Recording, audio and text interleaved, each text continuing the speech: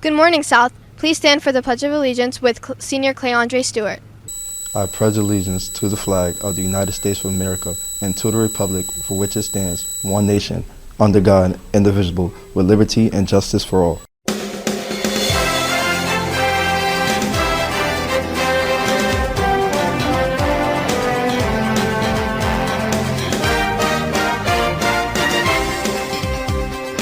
We'll hear more from Clay Andre later in the show.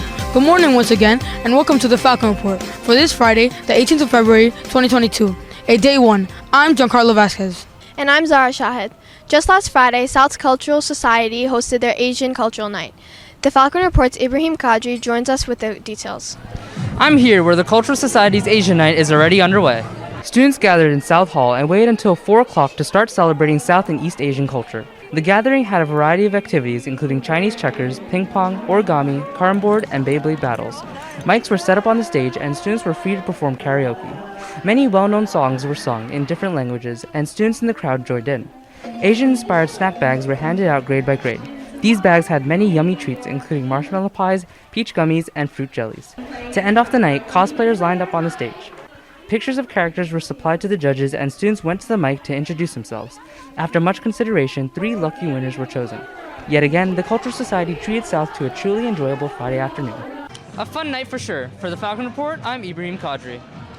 The students in Mr. Peter Mastro's 8th grade American History class recently had a roaring 20s party. After learning about many important figures in the 20s, students each picked and researched one person that they took interest in. From flappers to famous musicians, students were required to dress up as the person and arrive to class in character. Signing in at the door, students were led in the classroom full of jazz music and fun. Machine about tell you. My real name is George Kelly Barnes, and I was a bootlegger and American gangster. Famous figures like Langston Hughes and Coco Chanel showed up to the party eager to start the festivities. Students shared speeches they wrote to the rest of the party attendees and finally ended off the bash with poems and performances. The students of Mr. Anthony Jeremina's AP Environmental Science class tackled a growing problem in the world today: population. For the past few months, the seniors have been researching various environmental issues for the World of 7 Billion Student Video Contest. By themselves or with a partner, the students were challenged with explaining how population growth impacts either agriculture and food, urbanization, or global health. They accompanied their discussed issue with a number of potential solutions. Perhaps the real challenge, keeping the video limited to 1 minute. From drawings online and homemade footage, and even Legos, each video uniquely captured the selected issue of each group. With their projects completed, the environmental science students prepared to fully submit their videos to the official World of 7 Billion Student Video Contest. Good luck to the national competition to all the participants. Senior Clay Andre Stewart held his commitment ceremony a few weeks ago. Surely, there was a ton of effort that occurred in the shadows. John Lennis joins the show with Clay Andre to talk about just that. John? I'm joined here now with Clay Andre Stewart, a student who has been honored for his athletic achievements with a scholarship to play Division I football at Stony Brook University. So how did you find out that you were receiving this scholarship, and how did you feel when you found out about it? Well, I found out from a text message from Coach Hatch, the recruiting coordinator out there.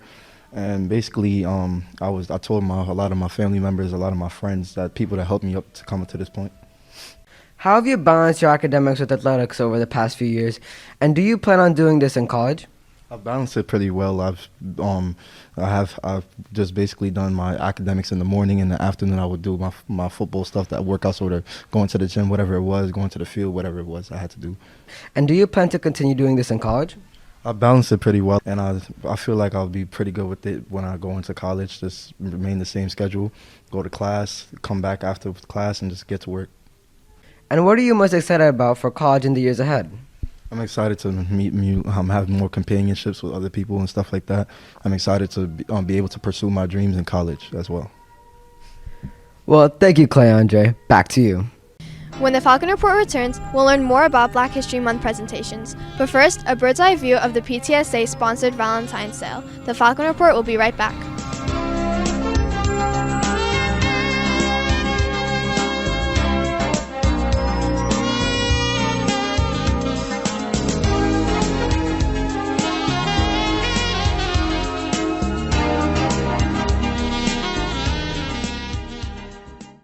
The character action team is back on the scene of another South student caught doing good.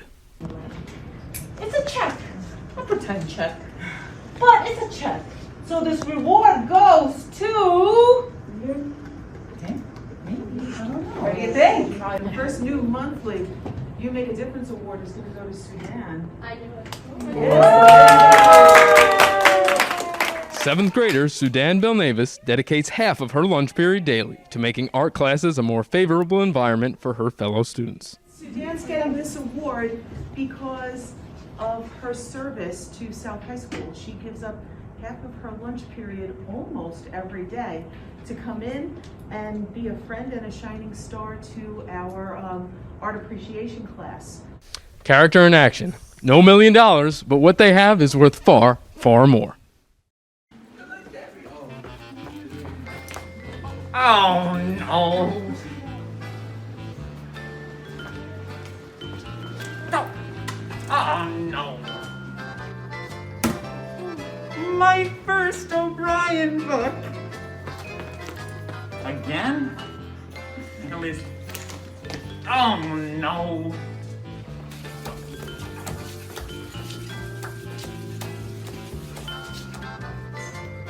Not yet, Dash. Go to My School Bucks to buy year 2025 school lanyards.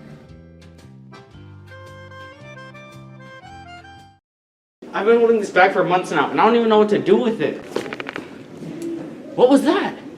It's a bird! It's a plane! No! It's Bagman! Bagman, what are you doing here? I'm here to take that bag from you and give it to Project Green.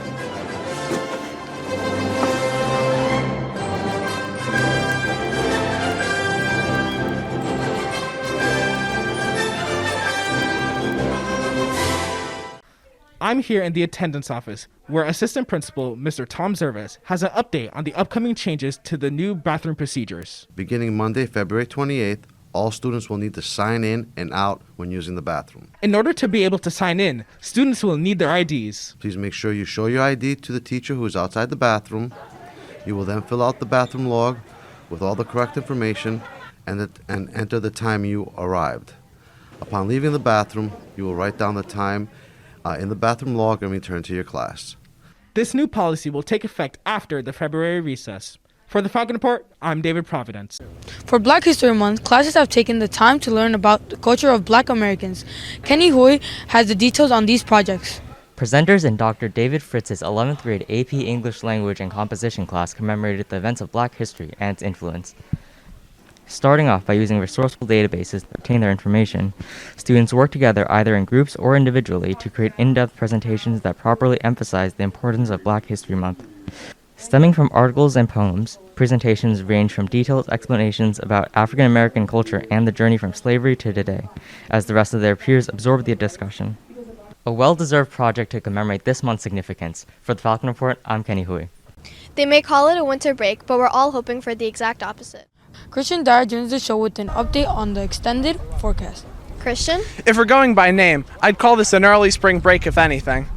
After the wind from last night and the rain from this morning, our highs today will head to 56 again, and there should be some sun in the afternoon.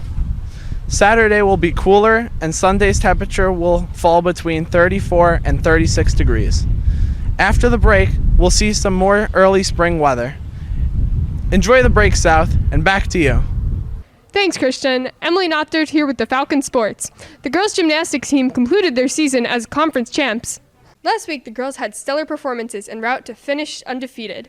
For the state qualifiers, Cameron Van Etten placed 16th overall in the county on floor with a vault of 8.75 and 8.15 respectively. Cameron Van Etten, Chelsea Frazier, and Candace Jarvis earned all county honors with their performances in the state qualifying meet. Courtney McPherson placed first in the conference on beams. Following her was junior Sinai Bassett and freshman Sophia Alvarez, who placed 7th in the conference overall. That same week, the boys' basketball team secured a win against the Mustangs of Mineola. A tightly knit match for sure. As the Falcons were down the first quarter of the game, the Falcons didn't let the Mustangs take off so easily. However, with their offense closing the first quarter with a score of 13-9 in favor of the Mustangs.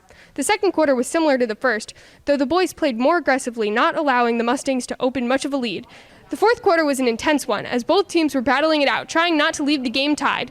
The lead went back and forth a few times until the clutch layup and free throws sealed the deal for South. And that's sports. That's all for this edition of the Falcon Report. For Giancarlo Vasquez, I'm Zara Shahid. Have a great break, South.